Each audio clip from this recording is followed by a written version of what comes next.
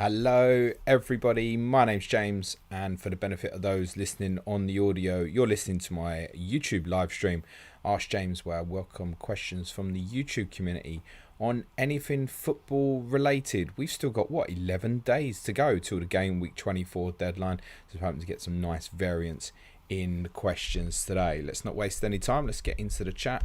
Andre Traore, not to be confused with Adama, who's now going to Barcelona because Tottenham can't force through deals properly, says, I challenge you to buy Neil Maupay to replace red card menace Dennis. Maupay will give you a double-digit haul and not minus points like Dennis. Thanks for that, Andre. Are you the Neil Maupay guy suddenly resurfacing after being quiet about it for 3 months?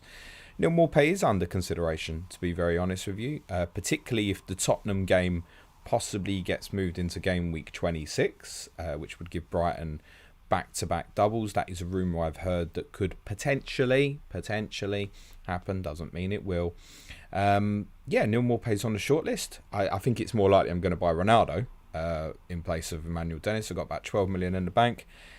The current loose plan, and it is a loose plan because I think we might get some more fixtures next week, not necessarily for game week 25, but just gives us a clearer pathway in terms of what's likely to happen in the future. I've got enough money in the bank currently to go Bernardo Silva to Mo Salah and Emmanuel Dennis to Cristiano Ronaldo, so I think that's more likely for me. I explained that even when I didn't buy Bruno Fernandes for the double recently, that I did say that it might block me Ronaldo if that's the way I want to go in a few weeks. And looking at United's next four game weeks, Burnley, the double, Leeds, Watford, I think I might dive back in on Ronaldo for the 4 weeks. That's possibly the way I'm leaning, but it's 10 days to go. I haven't overly thought it too much. But yeah, Maupay's on the list. I mean, for myself, I've got Trossard as well. So do I want double Brighton offensive? Cucurella is more of a consideration at this point. Alfredo Demetrius says, you need 15 points from King and Foster to win your head-to-head match in Let's Talk FPL Cup. Hi, Andy, if you're listening. But consider yourself out of Tottenham Cup. Cheers. As your opponent has King and 16-point lead. That would be me out then, wouldn't it? Neil Thompson says, hello, what is your overall after game week 4 in Champ, man, if you are playing this time around? God, I've had a terrible start. I'm about 1,000. I didn't pull up any trees last night either. I'm averaging about 50 points or so. Not in the game at all, really, unfortunately. Sam Holden says, because of just finishing the Neymar documentary on Netflix, have never heard your thoughts on Spurs All or Nothing. How do you reflect on it, and what were supporters' feelings after it first aired? It was tame, wasn't it? Daniel Levy went, cut that. It was tame. I mean, what was Pochettino? The whole thing should have been, oh my God, Pochettino, it's going to be amazing. Pochettino got sacked. Can't wait to see what Amazon do. And 10 minutes into the first episode, that was it. Mourinho was in charge. So, I mean, it was watered down nonsense. I enjoyed it because it gave some insight into some of the personalities of the players. But, I mean, it was a nonsense. People saying now about Arsenal with Aubameyang and the COVID and all that. Oh my God, it's going to be incredible. It's probably not, to be honest. Neil Thompson says, Gray, Smith Rowe, Rafinha out for Salah when he's back in FPL. I mean, looking at the fixtures as it stands currently, Smith Rowe is the easiest to move, isn't he? Blank 25, blank 27. I actually think it's possible that Arsenal might still play in 25 and might even have a double in 26, to bear that in mind. Gray, I mean, they're just a mess, Everton, but the next 2 fixtures are good. Rafinha, I'm not so bothered about the fixtures, but they're a little bit mixed as well. I would probably, in the first instance, move Smith Rowe, I think. Alfredo Demetrius, are you going to free hit in game week 27 and game week 30? I think game week 30 is a certainty. Game week 27, I'm very open-minded about at the moment. I think the lack of extra fixtures announced for game week 25 makes me think that game week 33 might be bigger than I'd originally anticipated. I think game week 36 could be massive. I did a mock of how game week 36 could land if the favourites progress in the cups, and I'd have Brighton having a single, Crystal Palace having a single, and the other 18 teams could have doubles. So that would, it's not going to be that big. That would definitely be the bench boost week though, 36. But I think 33 could have a number of potential doubles. I have a sneaky feeling the free Amazon fixtures might land in there. Arsenal, Wolves, Everton, Newcastle and Leeds, Villa.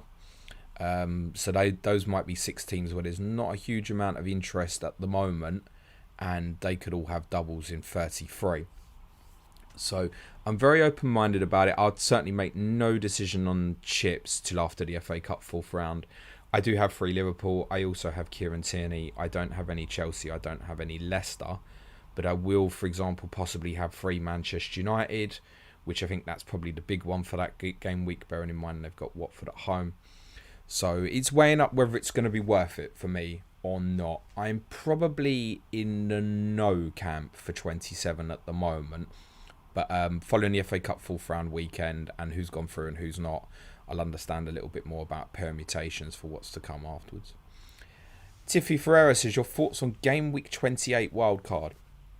Well, the first question I'd ask back is, and that's the first time I've heard that, why game week 28 wildcard?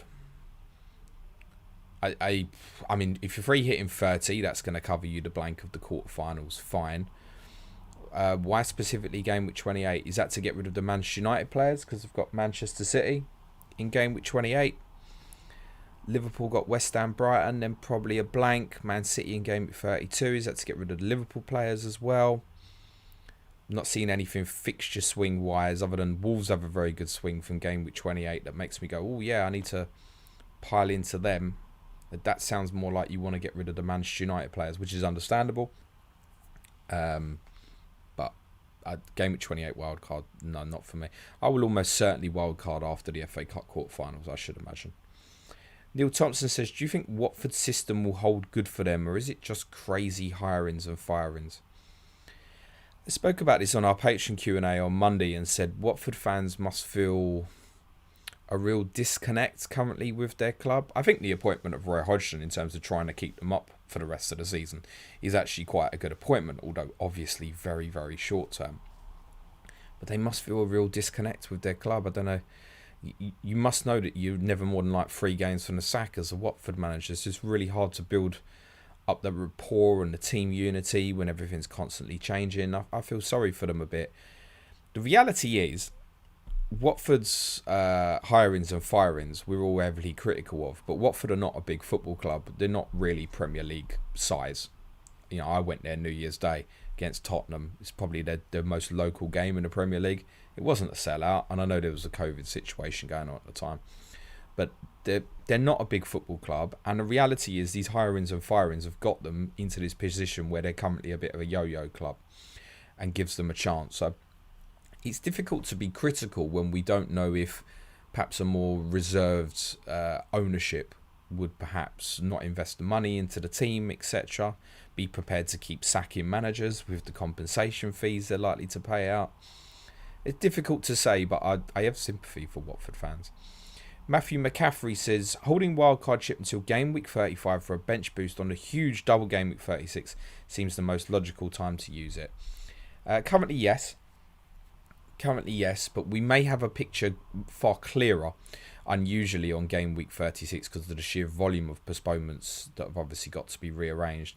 And again, if you're using that free hit in 33, you can just focus on the run of fixtures and then get towards the double. So it doesn't have to be a game week 35 wildcard. That's probably where I'll land, Matthew, in all honesty, because as much as I say that in terms of you can set up for it nicely, I know a lot can happen over 5 weeks. Particularly your own opinion will change on things. The later you do it, the closer you are to that great bench boost. But I've probably been guilty over the years of putting too much value in the bench boost chip. But I have a feeling that this year, that could be a monstrous week this year, game week 36. So, yeah, loosely, Matthew, that would be my current plan, would be wildcard 35, bench boost 36. If I'm to free hit in 33, or even target towards 33 if I'm going to free hit 30, that probably feels quite manageable, although we'd unlikely know what the 33 doubles are until prior to game week 31. Javier Alcantara says, bro, I have Adama Traore in my FPL team. Should I remove him as he's going to Barcelona? Suggest me players to replace him, bro. Only 6.1 million left with him. Well, bro, I would consider in the short term. Here's a punt for you. Michael Elise of Crystal Palace, Norwich away, Brentford away. Spoke about him at length on yesterday's Clash of the Correspondents, although I confess to the more I spoke about him, the more I went cold on him from a rotation perspective. But yeah, I think Elise, nice short-term punt. Don't mind that. Sam Holden says, where would you rank Karim Benzema as an all-time Real Madrid forward? Or I guess an easier way. What do you think of him as a player in his career? Seems vastly disrespected for many years. I think he's been hugely underrated. I mean, what's he been at Real now? Nearly 10 years or so? I don't have a list of Real Madrid's all-time goal scorers in front of me. I don't suppose he would make a Real Madrid all-time 11. But he's been one of the best forwards around over the last, I guess, 12 to 15 years or so now. Absolutely top forward. I think it's not been helped by, obviously, some of the off-field stuff with France and Mathieu Valbuena. Top forward, he's got a little bit of everything in his locker, still doing the business even now. Arguably might even be kind of peaking now, ironically. Yeah, top player. I do agree that he's not held in regard of others. He's got a top record like in the Champions League and stuff. Extraordinarily good forward, actually. Tom Glover says, who are Spurs going to sign? And who would you realistically like us to sign before deadline? Oh, God. I think, Tom, it really depends on getting the players out. And Ndombele, Dele Alli, there seems to be no takers. Giovanni Lo Celso may be back to Spain. They need to free up space. The Luis Diaz deals obviously looks like he's now going to go to Liverpool. Traore's going to Barcelona. I think Tottenham fans should be conscious that, and reflecting on the summer, this is what Fabio Paratici, the managing director who's essentially in charge of transfers, did, was he lined up several different deals and then made the decision towards the end in terms of who to go for. So I think Tottenham had a deal kind of agreed for Tomiyasu, who's obviously now at Arsenal in June, but he was only ever considered for Tottenham as a backup option. And I think that looks like that's what's happened with Adama Traore as well, although the fact that Barcelona's come in has no doubt swung his heart and his mind as well, which is completely understandable. I spoke on our podcast on Patreon on Wednesday about being sceptical about the Luis Diaz bid, in the sense that Tottenham often get linked with these really big bids and nothing ever seems to come of them. I think Tottenham often strike deals off the pitch where it's, look, we'll put the bid in for you, give us first refusal on a player in the future, you'll probably get more money out of Liverpool. I think those sort of deals kind of go on between clubs where they let the news surface in the media and stuff. Tottenham fans are hugely frustrated at the moment. What I would advise is, let's see where we sit on Tuesday. I can't believe that Tottenham aren't going to do some business. In terms of who would I like, I mean, I'd like to drop a nuclear bomb war chest on Brighton for Tariq Lamptey, but I don't suppose they'd sell at the moment. That would be an ideal right wing back solution. I would like to get a proper footballer. I mean, if Ndombele is going to PSG, I don't know why in the short term Tottenham wouldn't ask and inquire about Jorginho Wijnaldum. I don't know if that's realistic because he's on super high wages as well. I think Tottenham might do some business that might surprise before the window shuts. But to be honest, we need 14, 15 new players. I think within the league, I think Lamptey might be a longer term target for Tottenham that I'd love us to get.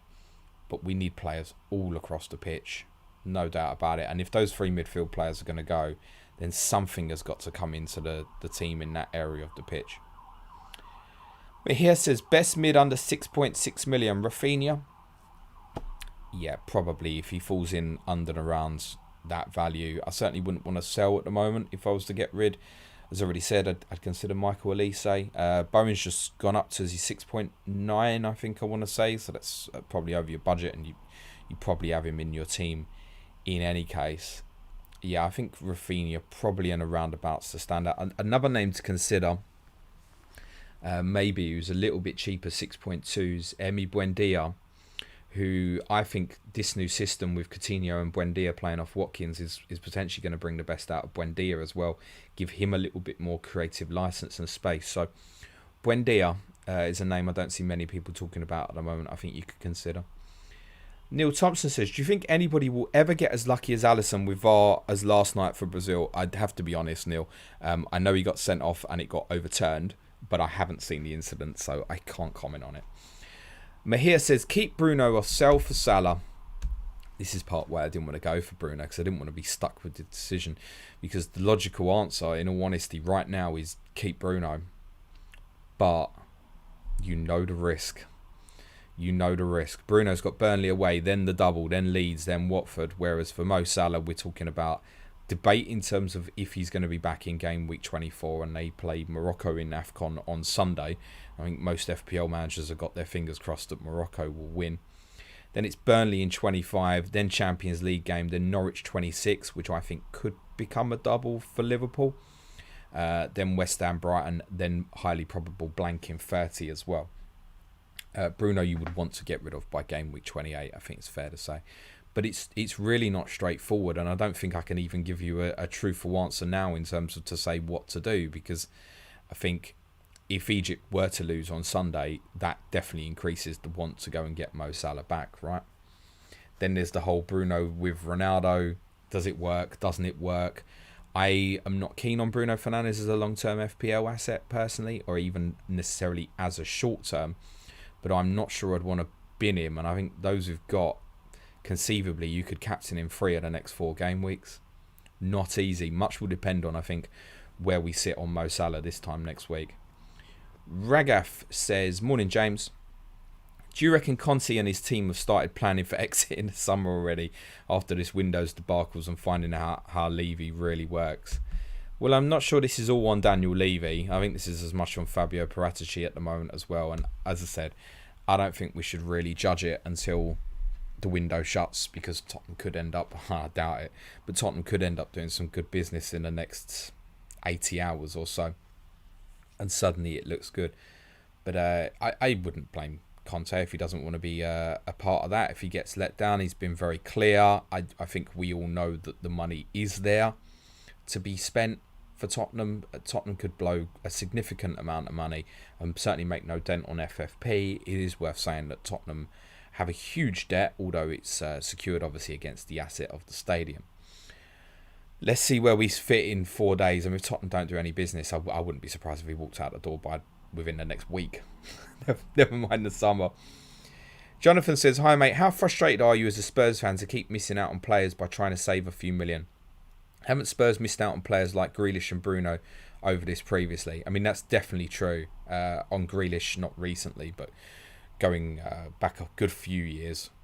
I think to perhaps after the Champions League final maybe. And Bruno Fernandes, Tottenham were in for. But then again, the thing is that Tottenham have to realise is at the moment, and Tottenham fans won't like to hear this, I speak to Suj about this a lot on our Patreon pods about a football food chain. And the reality is that Tottenham may well have had a deal agreed for Adama Traore, which people were saying earlier in the week was the case. But once Barcelona come in, that's his boyhood club. It's where he was there as a kid. It's still the prestige of playing for the football club.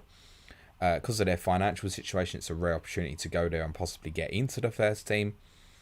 Then I think it's understandable that he goes there. Similarly, Tottenham in for Luis Diaz, apparently. Well, once Liverpool come in and bid, that's it. It's good night. He's going to go to Liverpool.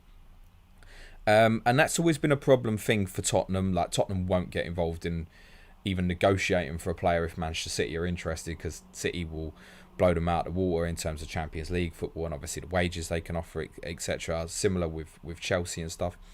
So Tottenham are a level below. I think we can include Manchester United in the conversation. Those 4. I think Arsenal might be having some similar difficulties at the moment in terms of getting transfer deals over the line. I think players often want to wait and see if a Champions League club will be forthcoming as well later in a window.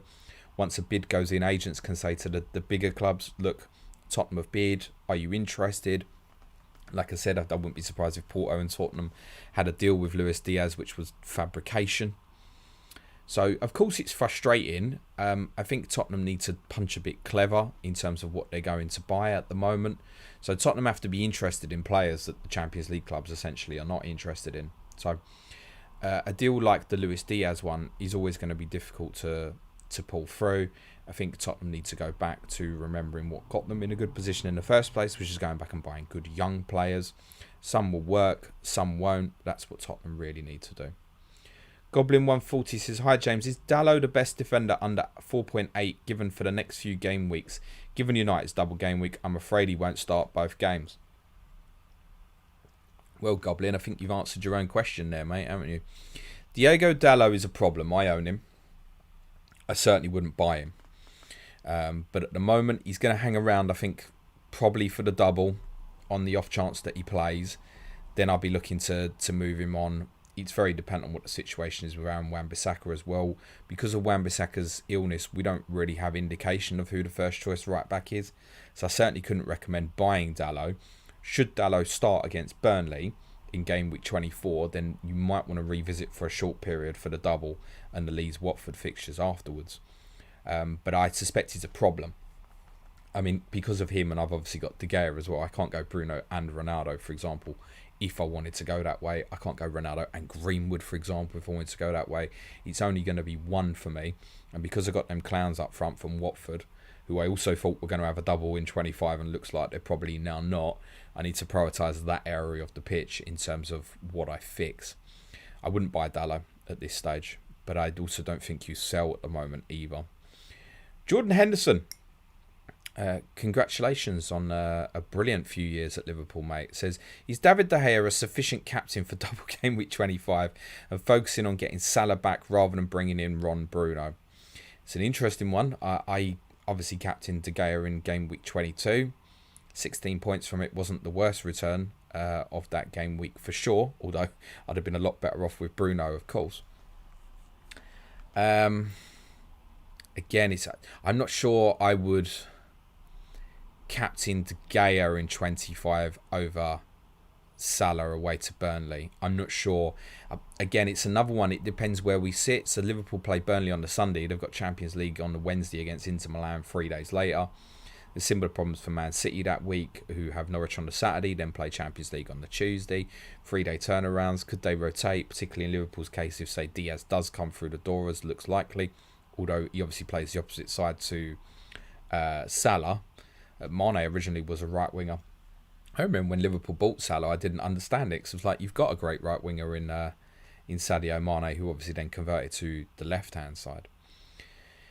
Is he captainable? I guess when it comes around, yes, he probably will, especially as it's 2 home games, he probably will be one of the best options. But I wouldn't captain him over De Gea or, Bruno Fernandes or Ronaldo. I think you're going to want one of them for 25 as it stands. Neil Thompson says, Livramento 2, question for a 5th defender slot, Brighton or Arsenal asset? Well, it depends what you've got in the bank, obviously, Neil. I'm not keen on Tariq Lamptey because I'm not keen that he'll play twice in a double. This moment would feel a strange time to invest new into an Arsenal player, I think. Difficult game at Wolves next. Then as it stands, blank, Brentford, blank. Now, as I said, I think Arsenal could still possibly have a fixture in 25 and may have a double in 27, but without the information, it feels a strange time to go and buy. To be honest, if it's 5th defender, I'd consider Brandon Williams at Norwich at 3.9. Rayan 8 Nori at Wolves is 4.3. I think those are cheaper options, might stand you in good stead at the moment. Joel Veltman at Brighton is 4.2 if you want to go really cheap. It's difficult to say without information, Neil. I think if you were to press me into a decision on that right now, without knowing what's coming next and not knowing exactly what you've got in the bank, I think 8 Nori at Wolves possibly. Dan's given a lull to the Morpay guy. Asil Salem says, hi James, who do you think will finish higher this season, Leicester or Wolves? Wolves. I think Leicester are obviously in the Europa Conference League, probably going to hinder them as well. I'm not convinced that Brendan Rodgers will take it seriously, but just by the quality of the opposition, they could end up going quite deep in that competition. Wolves have a fantastic run of fixtures, game week 28 to game week sort of 34, where they'll really be hoping to... they've got City in 33, but that could be postponed because of the FA Cup. They've got a great run of fixtures, Wolves, and I expect them to push on. I have Wolves people in my ear all the time saying, why aren't we being considered for a Champions League place? They've got, the second best defensive record in the league, to go back to Neil's previous question on sort of defensive assets. I think I spoke about them at length on our Patreon pod on Monday and said, look, next 4 fixtures, Arsenal, Tottenham, Leicester, West Ham. Now, if they perform very well in those 4, they're in with a shot. Let's see where we stand with them after that. But yeah, I definitely think Wolves will finish above Leicester. Adam English says, are you worried as me about Spurs transfer business before Monday night? Everything at the moment seems like a right mess. No, I'm quite calm about it, Adam, because I don't get a regular question, who do you want to buy? Who do you want to buy? I stopped kind of worrying and speculating too much on transfers a couple of years ago because of this, because it does your brain in, mate. You end up getting stressed about it. It's not something I can influence. So come Monday, I'll stress, because that's the final day, and then you're looking for all the information. But no, I'm fairly calm about it. What's the worst thing that happens, Adam? The worst thing that happens is Monday comes around, we don't buy anyone. And then maybe the manager goes, nah, sod this. Or maybe the manager's sensible enough to realise that it is very difficult to buy good players in this window, and perhaps Tottenham will go and spend significantly in the summer. So, no, I'm not sitting here worried about it. We're in a far better position now than obviously before Conte walked into the football club. And I don't genuinely think he'll walk out if Tottenham don't buy anyone. I think he'll walk out in the summer if they don't say to him in the summer, look, is 100 million or something like that. But no, there's no point worrying about it, mate. We've gone through this week with Luis Diaz was a name no one was mentioning, and then it's like, oh wow, what a super talent. Is that really going to be real? And then you compare that to we were getting Traore, and you think, okay, I understand. Diaz is definitely an upgrade from that perspective, and then that's fallen flat. There'll be more names come out in the next 48 hours you're probably not expecting, and most of them are going to be bullshit, Adam. So I really don't take too much. I'm obviously aware of the news, but I don't get too high or low about it. I was very suspicious that the Diaz deal wouldn't happen. Philip Sukta says, hi James, for all the great content, any thoughts as to potential Diaz signing on rotation at Liverpool, in particular Jota?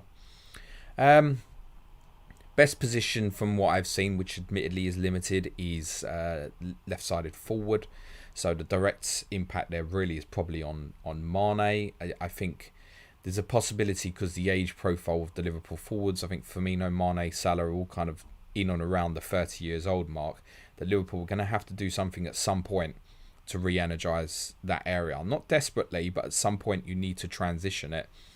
And I think getting Diaz in now where you can have a proper look, that the deal with Salah's not agreed, is it? Could Mo Salah leave in the summer? Could Mane leave in the summer? Could it be Liverpool's last chance to get a good fee for Mane, for example?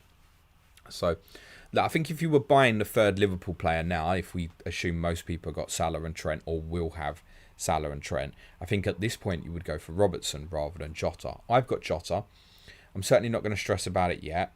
They've got great short-term fixtures. I think it's probably a decision for me after game week 26, because I just don't think it's worth swapping it around. If I was buying a new at this stage, it would be Robertson. Tony Oliver says, hi, what's your opinion on dropping Dennis for Edouard? Already have Ronaldo and Salah. Funds not an issue. Yep, don't mind Odsonne Edouard as a shout. We spoke about him at length on yesterday's Clash of the Correspondents. I think he's interesting, and I think, to be fair, Neil Maupay at a similar price is also quite interesting at the moment. But yeah, I kind of narrowed down afterwards that Edouard was probably the most likely Palace player if I was to invest in them. It's worth saying we recorded that on Tuesday, and I was of the opinion at the time that Palace and Watford was probably going to go into game week 25. I can only assume at this stage that that's now unlikely to happen. But Edouard is definitely a good choice. Absolutely fine with that. Sagnik says, what will Amrabat bring to Spurs? The midfield is already stacked with defensive midfielders. Okay, so I don't know a lot about Amrabat. I've watched some clips of him. He is a little bit of an enforcer. I'd say he's head up. He wants to pass forward, but he isn't going to play 60-yard diagonals and stuff. What you have to consider, Sanet, is the difference in the midfield. So it's only 9 days ago, everyone was lauding the performance of Winks, Skip and Højbjerg at Leicester. Those three holding midfield players. So I would say that if Amrabat was to come in, and he's a Moroccan Fiorentina player for those unaware, then that tells me that Tottenham are likely to go with a midfield three, and Amrabat will be in competition with Harry Winks, with Højbjerg and Skip playing ahead of that. That's the most likely solution. Conte does not like, if he wants to play a midfield three, does not like Skip or Højbjerg in that deep lying role. Remember, in that system, and you can go back and watch the Leicester game, particularly the first half, it's happened all game long where Tottenham played basically a 3-5-2, which when in structured possession defensively, deviated into a 4-2-4, with Sessegnon played that night. Then no, Reguilon played. Reguilon and Emerson in the first half literally became wingers, and Harry Winks dropped into centre-back position. Conte doesn't want Højbjerg or Skip to fulfil that role. It's a role that Amrabat can fulfil. At the moment, Winks is the only player in the squad that can fulfil it. That's why I understand the short-term interest in the player. Ethan says, hey mate, hope you're well. Can you please explain to me why Levy always gets stick in relation to Tottenham transfers, but Joe Lewis always seems to get away scot-free? That's because people can see Daniel Levy, but they can't see Joe Lewis. Yeah, I mean, you raise a very fair point, Ethan, but I think it's that. It's the fact that Levy's at the games every week, and therefore he can be seen, so people assume that he can hear us, whereas no one really would have the first. I mean, you can email Daniel Levy. His email address is very easy to find. I don't know if you can email Joe Lewis. Joe Lewis is a man who I think thinks for himself and thinks of profitability, and that therefore impacts obviously in the way Daniel Levy runs the football club. Yeah, it's a fair point, Ethan. I think it's just simply that Daniel Levy is the face that everyone can see. Asil says, who is your favourite to win this year's Champions League? Bayern for me. Bayern over Manchester City. Just I have to say, I think if it's not one of the three English clubs, and apologies to Manchester United fans, then I think Bayern. I wouldn't be surprised if that's the final four: Chelsea, Liverpool, City, Bayern. Obviously depends a lot on the draw. I'll give Bayern slight favouritism at the moment.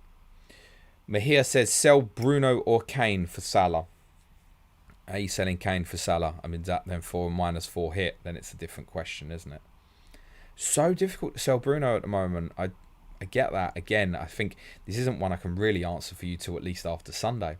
That's going to influence your thinking. Pushcast says, hi James, you look good, man.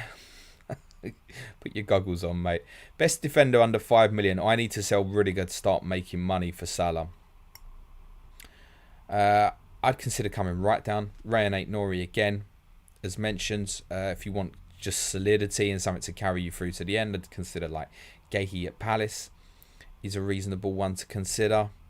Brandon Williams, 3.9 at Norwich. If you're happy to know that you're never really going to get much from him, but he can sit as 15th player every week. There are a number of cheap options you can sit. Soufal's, 4.7. Looks a better option now. Lamptey will interest a lot of people. I'm not convinced personally because I still think they're managing his minutes.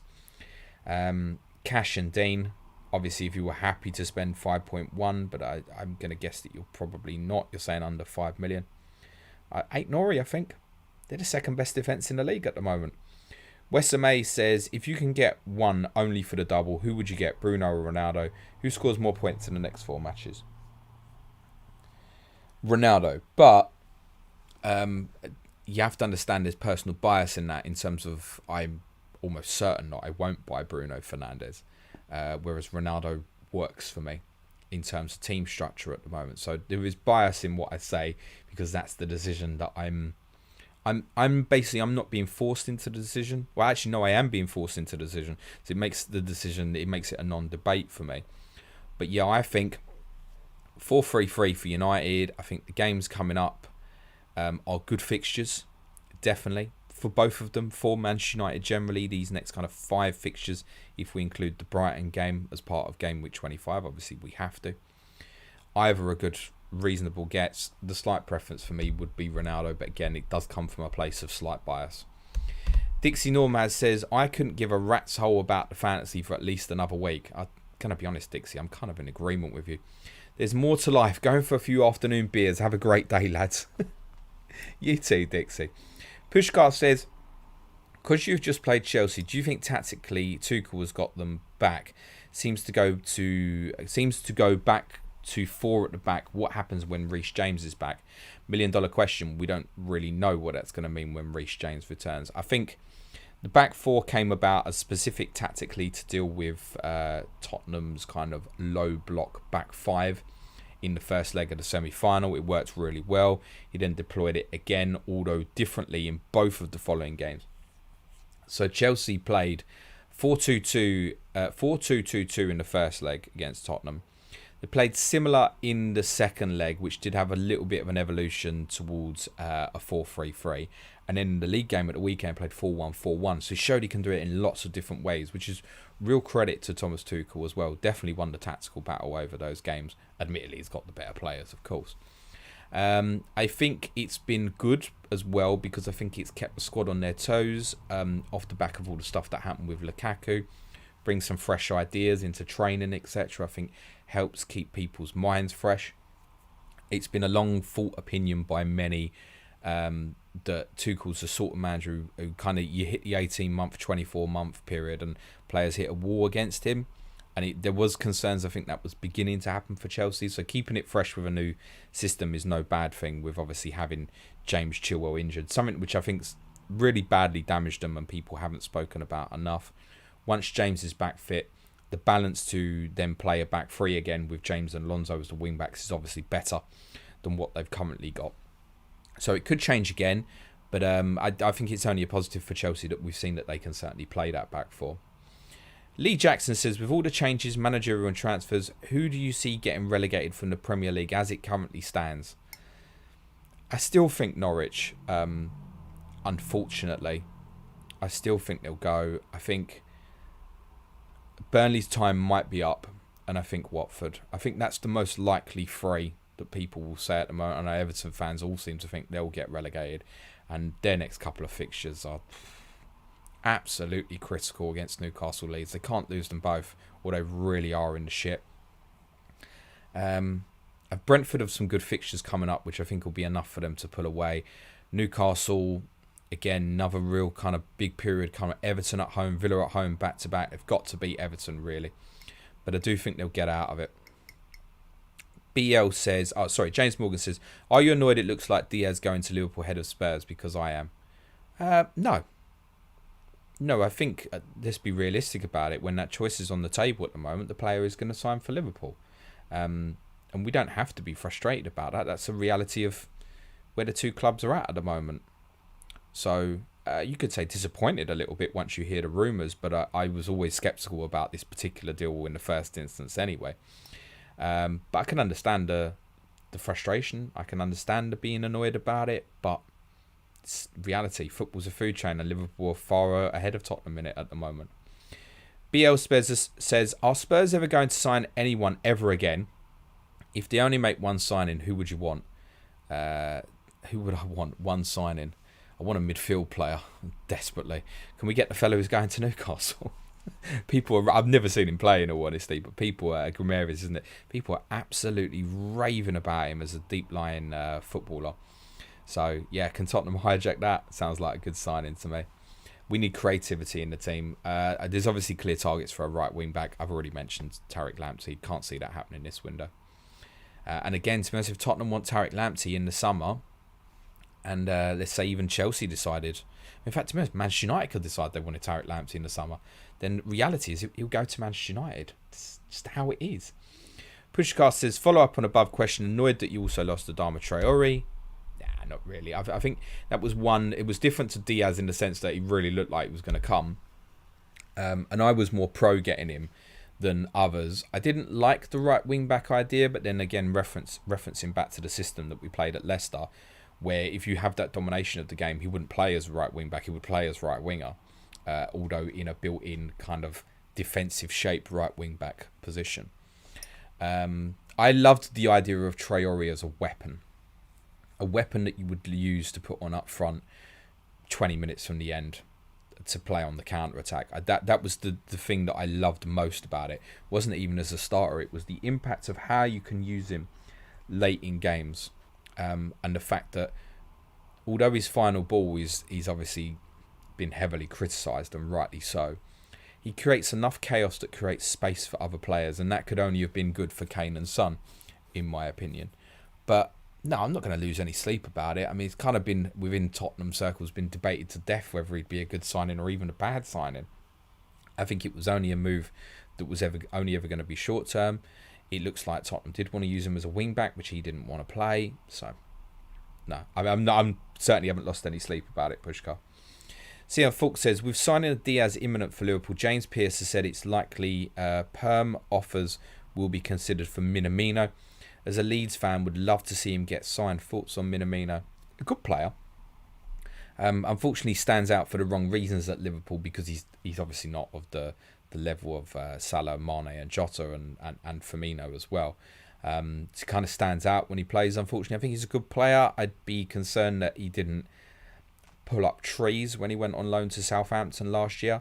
I think he's got the work ethic that could certainly work in a Leeds system. I don't think he'd be cheap, though. I'm not convinced that Leeds are going to really be spending money this window. But yeah, not a bad fit. I don't feel like wide position is a priority for Leeds when obviously you've got Rafinha, obviously, Harrison and Daniel James. I know James is playing through the middle at the moment, but he's a wide player really, isn't he? So, and I think in Leeds shape, that's probably where he'd end up playing. Could play as one of the two behind the front man, I guess. Yeah, that could work as well, in fairness. I'm just not sure Leeds are spending the money at the moment. But yeah, it's not a bad suggestion.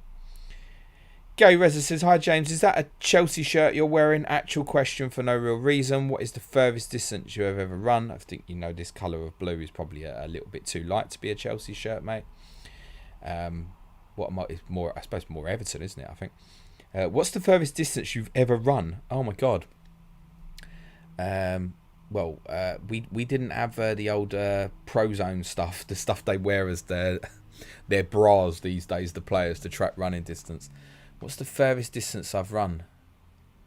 I used to be genuinely, when I was a kid, as skinny lad, I used to be a very good long distance runner.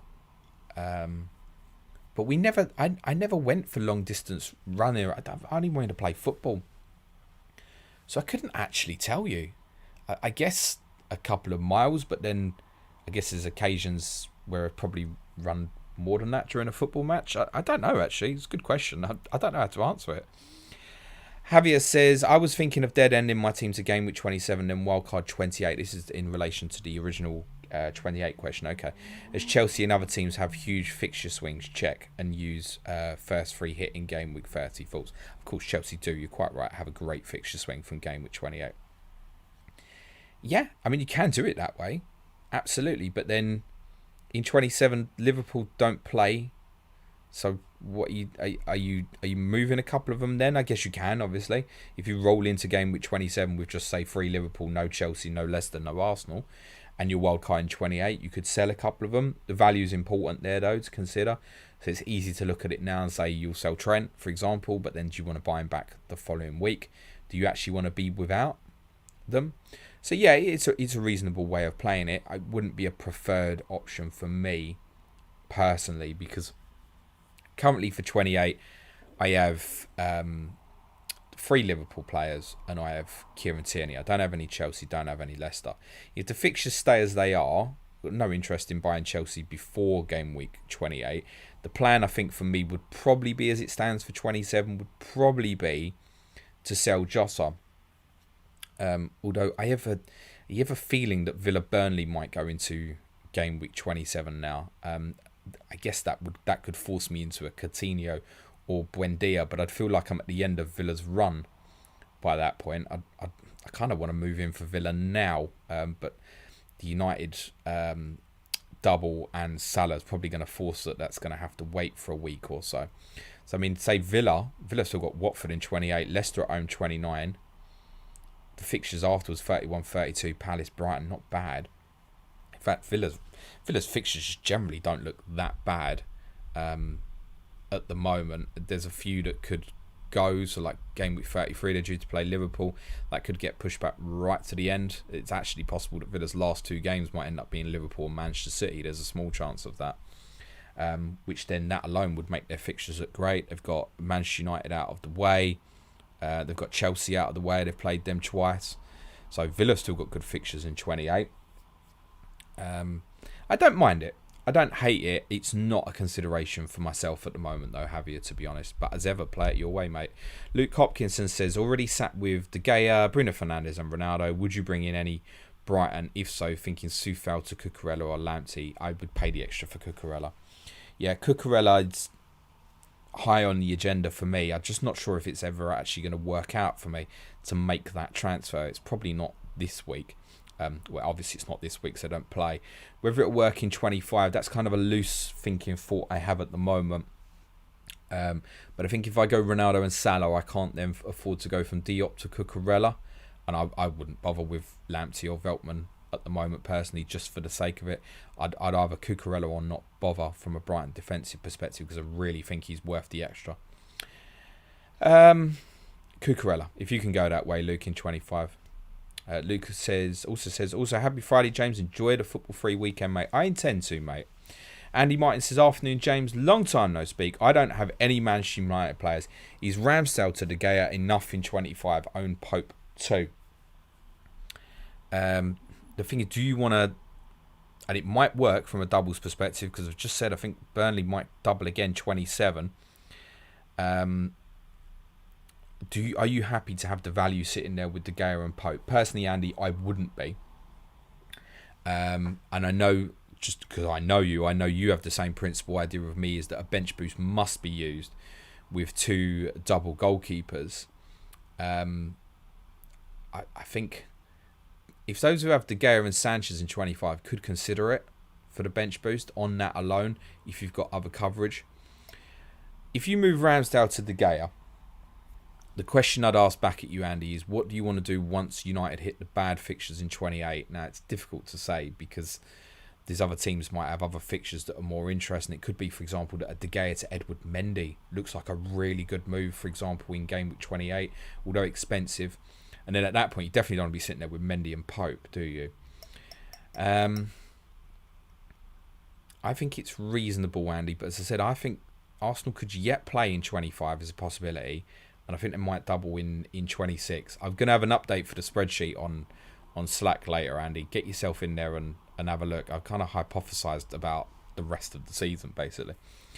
Goblin140 says, is Son likely to be back for Southampton? I'm hoping so, but I don't have the information at this stage, and I wouldn't imagine we'll get that information till probably this time next week, or certainly Thursday at the earliest, probably.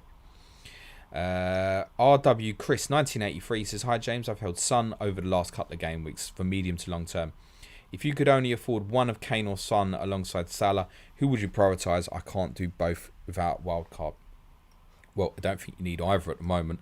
Wolves, Manchester City 2, Tottenham's 2 fixtures following game week 20, the game week 24 fixture with Southampton. Although, as I've said, I think the Brighton game could go into 26, but then it's not a great double, is it? City away, Brighton away, if that is what happens. I would prefer Son, but I think the decision, Chris, might rest on fitness. Can't justify the money in Harry Kane at the moment. Can't justify it. When would you captain him? You wouldn't. Even if Tottenham did land with that double, you're going to captain him. City away, Brighton away. Nah. There's players I'd rather captain. I think I'd rather captain Ronaldo at Leeds if that was Tottenham's double. So, Son, extra point for the clean sheet, extra point for the goal. Good in the bonus if he gets returns. I think favouritism would go with Sonny, but his fitness, and we don't know it at this stage, may influence your decision. Colm Buglas is like the stream while you're here, people. Thanks, Colm. Yeah, smash a like, guys. Doesn't cost anything. Helps spread the Planet FPL word. Colm says, can't believe this game week has still got another week to go. Yeah, I mean, just forget about Burnley, Watford, switch off from it. James Morgan says, Lamptey, he would be the next Darren Anderton made of glass. He's a bit quicker than Shaggy, though, isn't he? Sam Holden says, other than family and football, what's something we wouldn't know that you really enjoy or passionate about? The podcast, you probably know. Can I be honest with you? It's probably not a good thing, but that is my life now. Is family football. That is it. I don't have the number of friends that I used to have, which is choice. Because unfortunately, I mean, with the little one, I don't go out as much anymore. You lose contact with once that sort of thing happens. I have a good group of friends. Many of which are called patrons. Hi guys. But no, I don't. There isn't anything. There's nothing I even particularly want to watch on TV anymore. I watched the recent series of Dexter. It's unusual that I can ever get into anything or have the time. So, no, my whole life at the moment is please don't feel sorry for me, is completely focused towards football / the podcast and the little one and the rest of the family. That's it, to be honest. I'm afraid. Sorry. I used to play, I'll throw a few things in though. I used to play poker quite a bit. I used to play snooker quite a bit when I was younger as well. So those would be other hobbies that I had interest in. The main hobby was drinking though, I'll be honest. Jeremy Lawless says, I have Decore. He's injured long term. This is sad. Do I sell him for Bruno, KDB, or hold him and sell Maddison to Salah? I mean, I guess you can't afford to go Decore to Salah. There's no reason to keep a player that's going to be out of, we guess, at least the next 3 game weeks. And then the 4th game week is Manchester City. Then the 5th is Tottenham away. Then the 6th is Wolves at home. There's no reason to hold Decore, but I understand what you're saying. You'd rather bin Maddison so you can get Salah. I think the excuse is there to bin Maddison with Liverpool away next. So, actually, yes, but Jeremy, it is a little bit dependent, obviously, what your bench is as well in terms of do you need that cover. And then you have to think about, if you do keep Decore, what are you doing with him the following week? There's no point holding on to him. Arguably, Jeremy, the correct answer here might be taking -4, and therefore consider someone like Elise. If that works financially, I'm not sure if it does. Maybe consider that if you can. It's probably, if you're going to move Maddison to Salah, I'm going to guess there's probably not anything affordable that's of interest. Therefore, what you want to do with him at some point is get him down to Jacob Ramsey value, I guess. Bets1604 says, hi James, I haven't been able to catch the stream for a while, so you've probably been asked this already, but do you think Spurs should have gone back for Eriksen due to the need for more creative players? No. People have short-term memories. Christian Eriksen in his last 6 months for Tottenham was disastrous. Didn't care, let the club down. I think it would be really nice and emotional that everybody at Tottenham only has goodwill for Eriksen again now, and he was great for the football club. We do not know what position he's in from a fitness perspective. If the Brentford move happens, then I think that's a really good move in the sense that the 3-man midfield and the system will be nice, that they can have 2 players that can protect him in that area. I think it's good for Brentford because obviously on his day he's still a great player, but no, I think there's also a nervousness that I think, because we've already kind of loved him, if you will, I think there would have been a nervousness about watching him coming back, knowing what would have happened. Knowing what did happen to him, obviously, with Denmark. And I'm not sure I would have wanted to see that. We don't know what position he's in. I think probably getting him in for 4 months would possibly have been a no-lose situation. But no, I'm probably more of the opinion, no, don't go there. Owen Wilson says, hi James, best Spurs goal you've ever seen in a loss.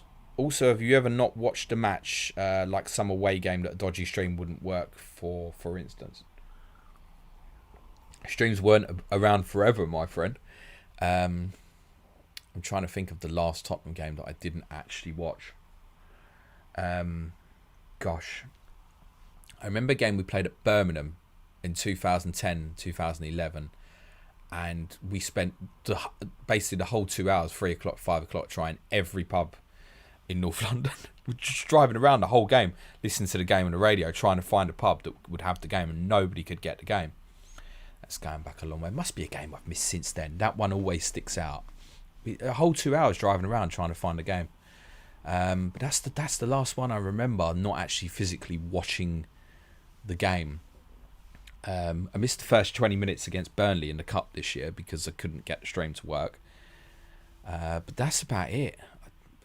I don't miss Tottenham, mate. It doesn't happen. In reference to the best Spurs goal I've seen in a loss, well, I guess Lamela just won the Puskas Award, so it's as easy as that, isn't it? Francis Logan says, Celtic v the Rangers. Will you be watching, James? Hail, hell. Is it Tuesday or Wednesday?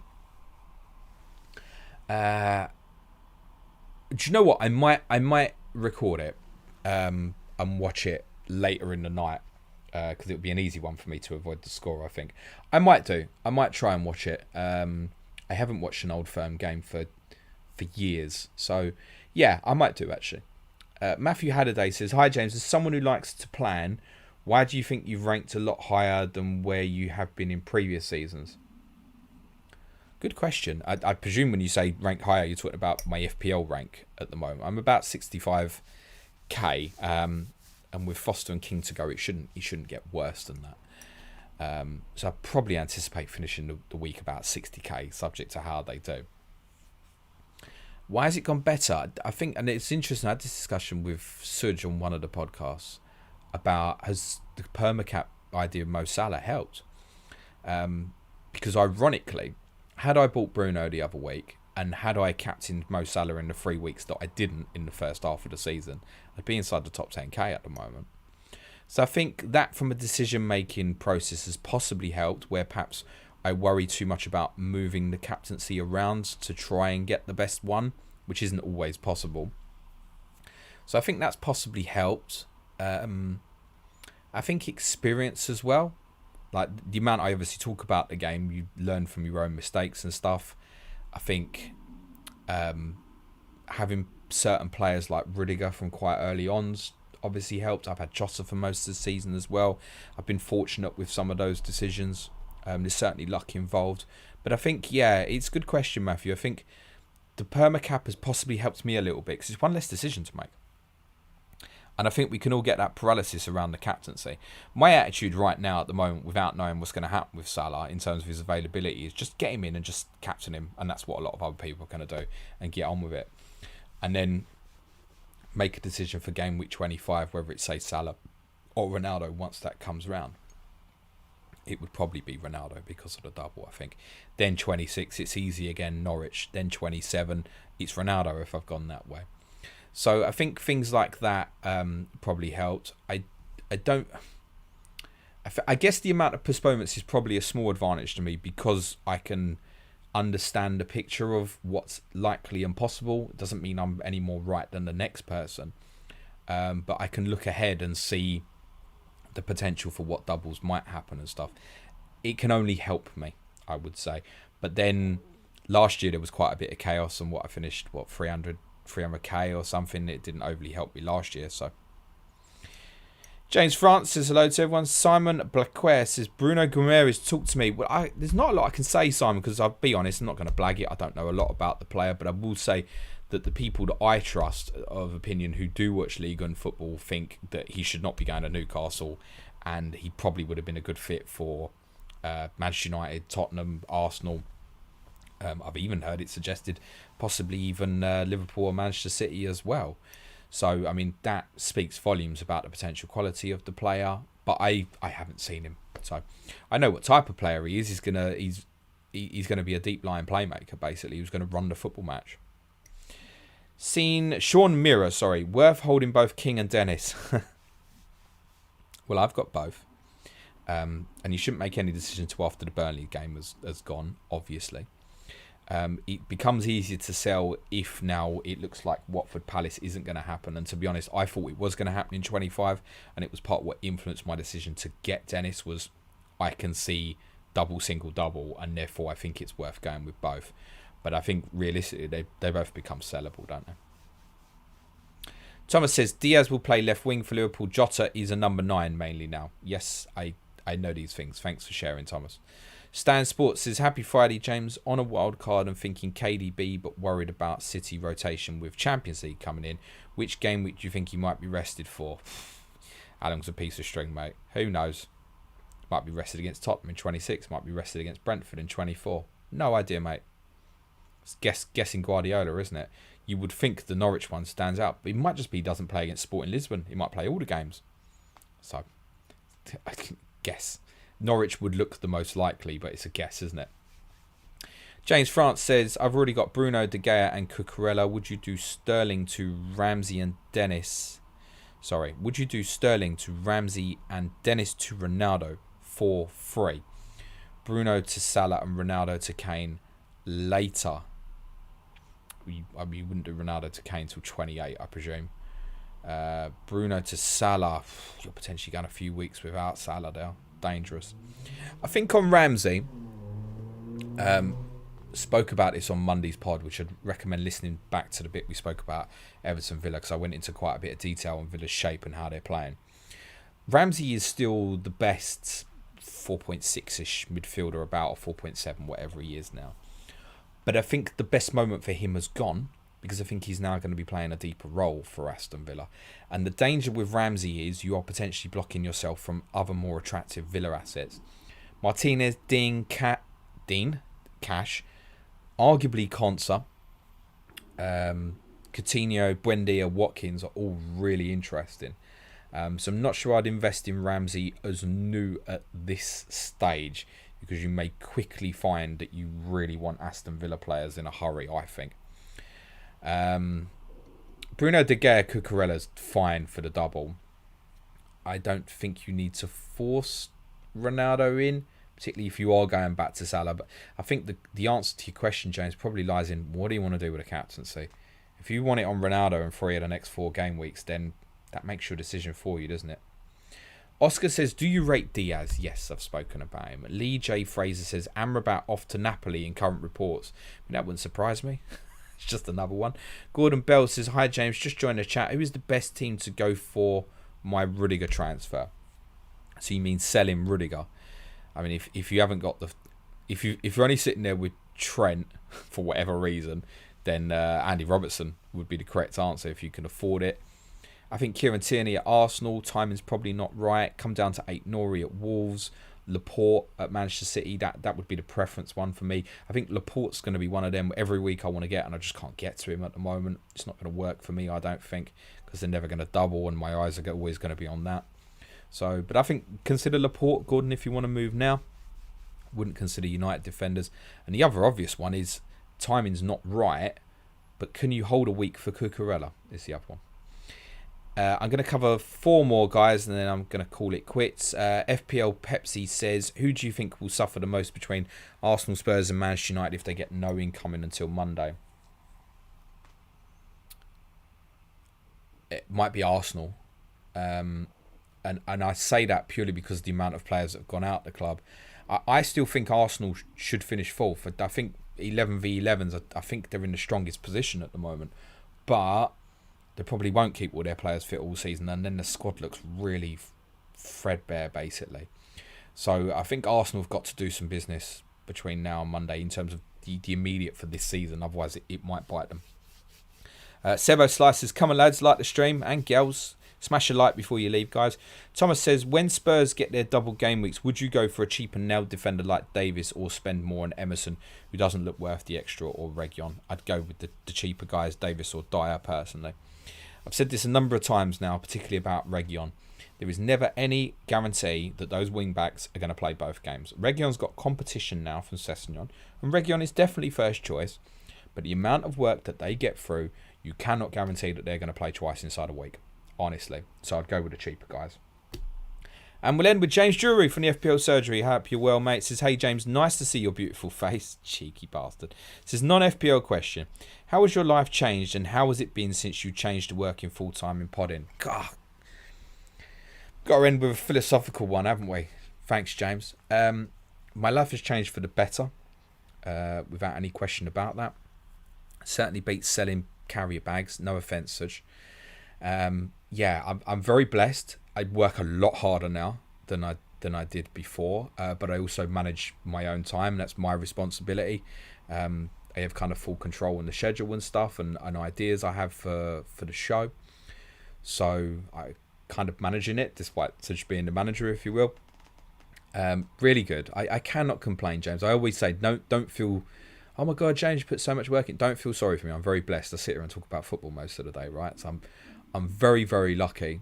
And we hopefully getting a new video editor starting with us soon, which is going to free up more of my time to be able to do more as well. I think Suj is aware that some of the hours I put in sometimes can get quite late. But again, I'm absolutely blessed, James. Incredibly blessed to have the support of the patrons. Obviously, allows me to do this. Basically, without them, it doesn't happen, and then there's no Planet FPL anymore, and I'm unemployed and need a new job, of which Such would probably find one for me, in fairness. But I'm very blessed, James, and we must go for a beer soon, my friend. Right, that's all for now, guys. Thanks very much. Sorry to those I didn't get to in your questions. If you want to take a screenshot of your question, pop it in a DM to me, Planet FPL Pod on Twitter, and I'll get to it at some point, probably today, in all fairness. Suj and I will be back On Monday, we're looking at potential doubles. And what our thinking is going into Game Week 25, we will open that up for an extended Q&A on Monday's podcast as well. Tuesday's People's Poll podcast. Wednesday will be our Sky Fantasy Football podcast. Next Thursday's Clash to Correspondence is Manchester City versus Brentford with FPL Pringle and FPL Dummy Tom. There will be another Ask James stream for you next Friday as well. Might be a little bit later in the day, but we'll confirm our full schedule over the weekend, which will include our Patreon content, which is going to include 3 podcasts on Sky Fantasy Football this week ahead of the overhaul, which kicks off next Saturday. We'll be having, did I say 3? I meant 2 extra on Patreon. Our quiz this week is going to be on Sky Fantasy Football, and also on Friday our differential show is going to be focused on our final overhaul drafts for Sky Fantasy Football as well. Usual Q&A Monday, Tottenham Wednesday, and I'll find something else for your enjoyment as well. Advanced tier patrons will obviously include the Talking Tactics video next Thursday, which I don't know the subjects yet. As yet, it might depend on what happens in the transfer window in the next few days. Obviously, if you want to support our content at this stage, I would recommend waiting until Tuesday, which is the first of the new month. If you want to support our content, it's www.patreon.com/planetfpl. Do it because you want to support the content, not because I can promise to make you a better FPL manager. Thanks very much, everyone. Enjoy your weekend. For the benefit of those on the audio, cue music, please, man child.